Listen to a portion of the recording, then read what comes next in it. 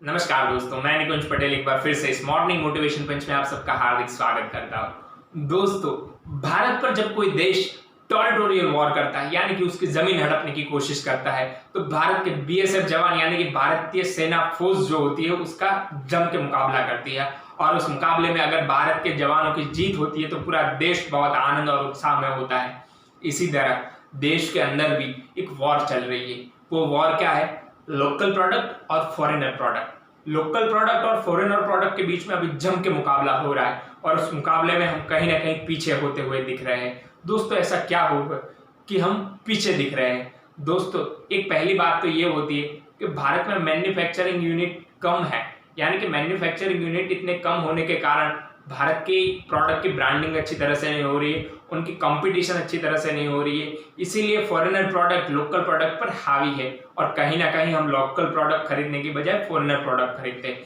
Manufacturing कम होने के कारण हम उसकी मार्केटिंग भी बहुत अच्छी नहीं कर पाते, यानी कि उसकी ब्रांडिंग भी बहुत अच्छी तरह से नहीं कर पाते और ब्रांडिंग और मार्केटिंग ना होने के कारण लोकल प्रोडक्ट लोकल रहकर वो कम बिकती है। दोस्तों, इसीलिए अभी फॉरेनर प्रोडक्ट को हटा के हमको लोकल प्रोडक्ट को सेट करना है तो क्या करना पड़ेगा? सबसे पहले हमें देश में नए और नए एंटरप्रेन्योर खड़े करने होंगे और अपना मैन्युफैक्चरिंग यूनिट स्ट्रॉन्ग करना होगा और बड़ा करना होगा। उसके लिए क्या कर सकते हैं? तो उसके लिए भारत के हर एक नागरिक, चाहे वो एंटरप्रेन्योर हो, बिजनेसमैन हो कि कोई भी कंपनी में काम करने वाला आम इंसान हो, उन सबको एक हॉनेस्टी और एक लॉयल्टी सीखनी होगी। हॉनेस्टी और लॉयल्टी होने के कारण भारत का जो भी आदमी जिस भी कंपनी में काम कर रहा है, वो बंदा उसको 500 रुपये पर डे का वेतन देता है तो वो 500 की जगह 1000 का काम करके जाए, अपनी निष्ठा से, अपने दिल से ये काम उसका खुद का है ऐसे करके जाएगा तो वो प्रोडक्ट बाय डिफॉल्ट अच्छी बनेगी और बाय डिफॉल्ट वो मार्केट में अच्छी चलेगी। तो इसके लिए हमको सबसे पहले भारत में सबसे ज्यादा मैन्युफैक्चरिंग यूनिट करने पड़ेंगे। और इस मैन्युफैक्चरिंग यूनिट में क्या क्या दिक्कतें आती है? तो सबसे पहली दिक्कत होती है कि इंफ्रास्ट्रक्चर खड़ा करना पड़ता है। इंफ्रास्ट्रक्चर के साथ साथ मैन्युफैक्चरिंग की जो फैसिलिटीज होती है यानी कि जो मशीनरीज होती है वो चाहिए। मशीनरीज होने के बाद उसका मैन पावर चाहिए। मैन पावर के बाद उसका परचेज आता है, उसकी प्रोडक्शन आता है, मीन्स प्रोडक्शन कैपेसिटी के हिसाब से अपना लेबर जो होता है उनको एक्वायर करना पड़ता है। फिर उसका सेल्स कैसे किया जाए, उसकी मार्केटिंग कैसे की जाए, ये पूरा जो चक्रव्यूह है उसके लिए हमको एक अकाउंटेंट रखना पड़ता है, मीन्स अकाउंटेंट डिपार्टमेंट होता है। ये सारी बहुत दिक्कत होने के कारण भारत के लोग क्या है कि सिंपल जो बिजनेस होता है जिससे पैसा मिलता है वो करना चाहता है, यानी कि भारत के सारे लोग अभी ज्यादातर फोकस ट्रेडिंग और सर्विस डिपार्टमेंट में कर रहे हैं। क्योंकि ट्रेडिंग में क्या होता है कि किसी के हाथ से प्रोडक्ट लेना होता है और वही प्रोडक्ट किसी और हाथ में देना होता है। इसमें ज्यादातर अपना दिमाग लगाने की जरूरत नहीं होती और उसमें इंफ्रास्ट्रक्चर और एक्स्ट्रा लेबर्स वगैरह की जरूरत नहीं पड़ती।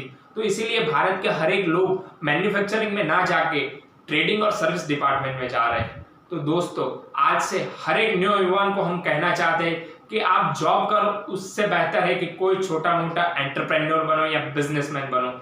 जिससे क्या होगा कि भारत में जो भी प्रोडक्ट बनेगी वो भारत में बिकेगी और भारत का पैसा भारत में रहेगा।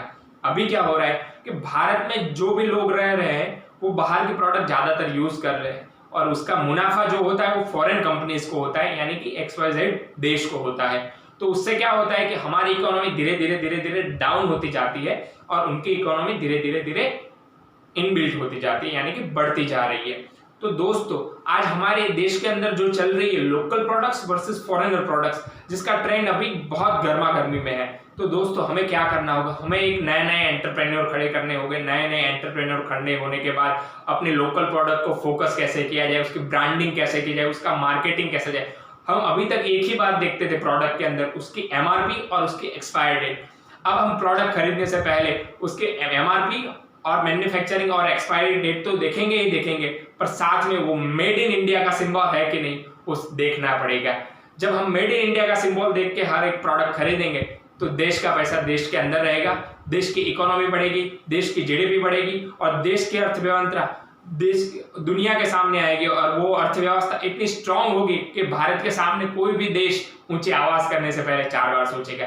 इसीलिए मेरा आप सबसे निवेदन है दोस्तों कि हमारे जवान तो बॉर्डर पर रहकर अपनी जान भी देकर बॉर्डर की, यानी कि हम सबकी सुरक्षा करते ही करते हैं। तो हमारा ये फर्ज बनता है कि हम भी इकोनॉमी को स्ट्रॉन्ग करने के लिए अपनी लोकल प्रोडक्ट को खरीदें और लोकल प्रोडक्ट को ना तो खरीदे पर उसका मैन्युफैक्चरिंग ज्यादा से ज्यादा देश के अंदर हो, ज्यादा से ज्यादा मैन्युफैक्चरिंग यूनिट देश के अंदर हो, ज्यादा से ज्यादा मैन्युफैक्चरिंग होने के कारण हर एक एंटरप्रेन्योर को एक तो पहले मुनाफा होगा और देश के ज्यादा से ज्यादा लोगों को उनका काम धंधा यानी कि रोजगार मिल सकेगा।